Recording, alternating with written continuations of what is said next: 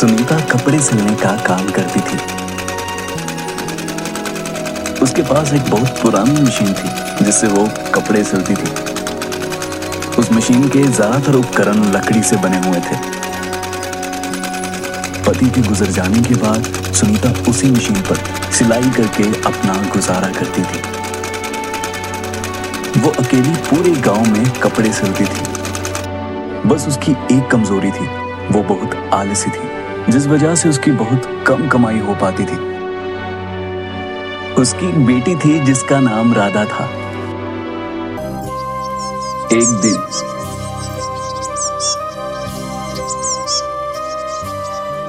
अरे सुनीता, कहाँ हो? अरे ठकुराइन जी, आप आइए आइए ना, बैठिए। अरे सुनीता कहाँ है? वो तो बाजार गई है, आप बैठिए ना, माँ आती होंगी। ये लो आ गई।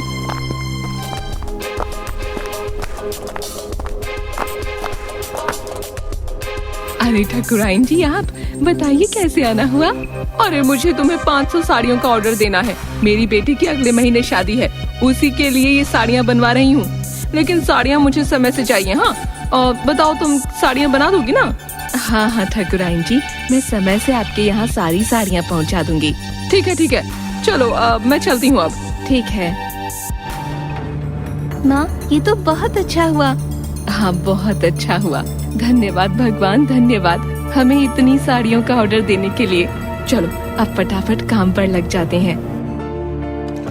सुनीता अंदर जाती है और साड़ियां बनाना शुरू कर देती है। उसे साड़ियां बनाते बनाते नींद आने लगती है और वो सो जाती है। जब उसकी आंख खुलती है तो वो देखती है कि सारा समय निकल चुका है और शाम हो गई है। माँ, आज कितनी साड़ियाँ बना ली आपने? आज तो एक भी नहीं बनी पाई है, आंख लग गई थी। क्या? अगर इसी तरह आप साड़ियाँ बनाओगी तो न जाने 500 साड़ियाँ कब बनेंगी। तुम परेशान मत हो, मैं कल जल्दी जल्दी काम करूँगी।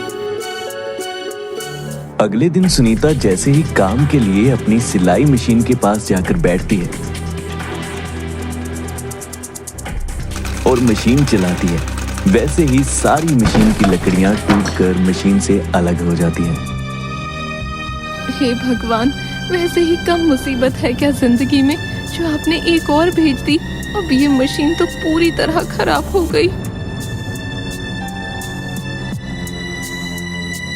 अब मैं साड़ियाँ कैसे बनाऊंगी, इसको कैसे ठीक करूं? माँ, आप जंगल से लकड़ियाँ ले आओ और इस मशीन को ठीक करने की कोशिश करो। ठीक है, तुम अपना ध्यान रखो, मैं जंगल से लकड़ी लेकर आती हूँ। सुनीता जंगल से लकड़ियां लाने के लिए निकल जाती है।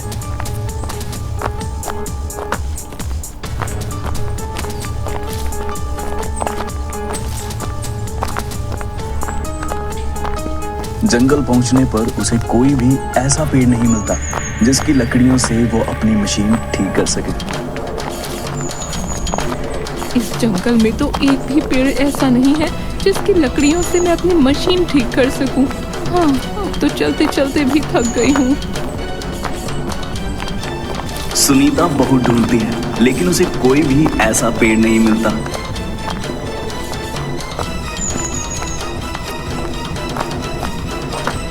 दूर चलने के बाद उसे एक पेड़ दिखाई देता है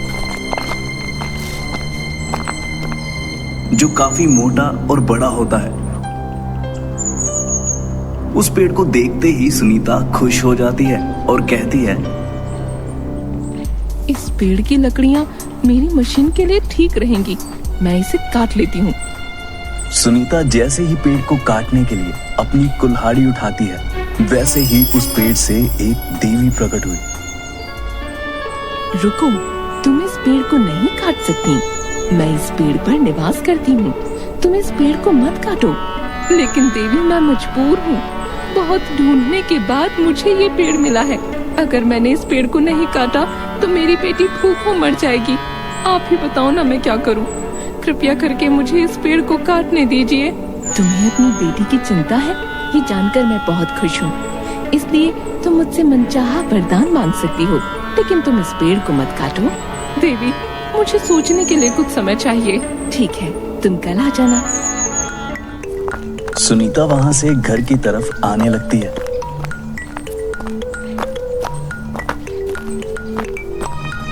तभी रास्ते में उसे उसकी सहेली मिलती है। सुनीता उसके पास जाती है और पूरी बात बताती है। बताओ मीना, मैं क्या करूं? सुनीता, तुमने सोचा है जब तुम 2 हाथ और 2 पैर से इतने सारे कपड़े सिल सकती हो, तो सोचो 4 हाथ और 4 पैर हो जाएंगे तो तुम कितने आराम से पैसा कमा सकती हो। हाँ, कह तो तुम ठीक ही रही हो, मैं ऐसा ही करूंगी। अगले दिन सुनीता उस पेड़ के पास पहुंचती है।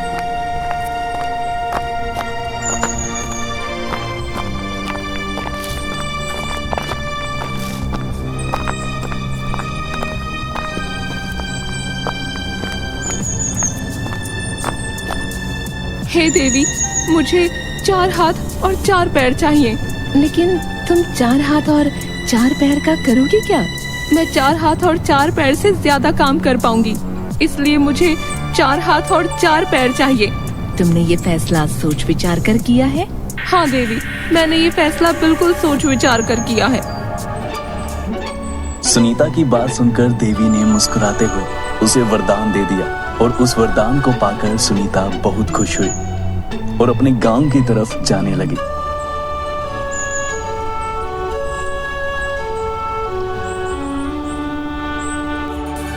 तभी उसने रास्ते में देखा कि एक भैंसा बहुत तेजी से उसकी तरफ भागी चली आ रही है।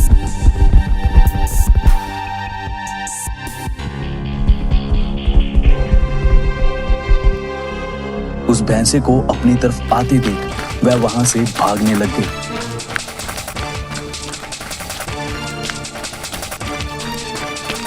अरे अरे, कोई तो बचाओ मुझे, कोई तो बचाओ इस भैंस से। हाय, मुझे तो कोई बचाओ। हाय, मैं तो गई।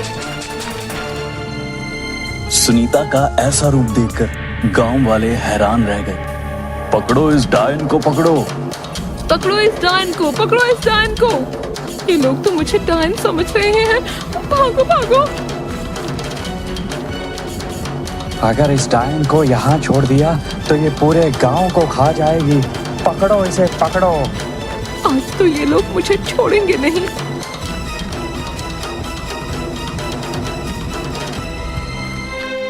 सुनीता अपनी जान बचाने के लिए वहां से भागती रही।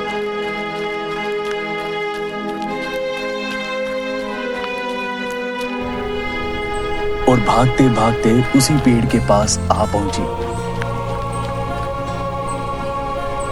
देवी माँ, हे देवी माँ, मुझे पहले जैसा कर दीजिए। मेरा ये नया रूप मेरी जान का दुश्मन बन गया है। मुझसे भूल हो गई माँ, मुझसे भूल हो गई। मैं सब जानती हूँ और ये भी जान चुकी हूँ कि तुम्हें अपनी गलती का एहसास हो गया है। ठीक है, मैं अभी तुम्हें पहले जैसा कर देती हूँ, लेकिन ध्यान रखना आगे से हर चीज सोच समझ कर करना। देवी माँ सुनीता को अपनी शक्तियों से पहले जैसा कर देती है। अब सुनीता को बहुत अच्छे से समझ आ चुका था कि बिना सोच विचार किए गए काम से बस हानि ही होती है और अब वो अपना आलस को त्याग कर सही से काम करने लग जाती है।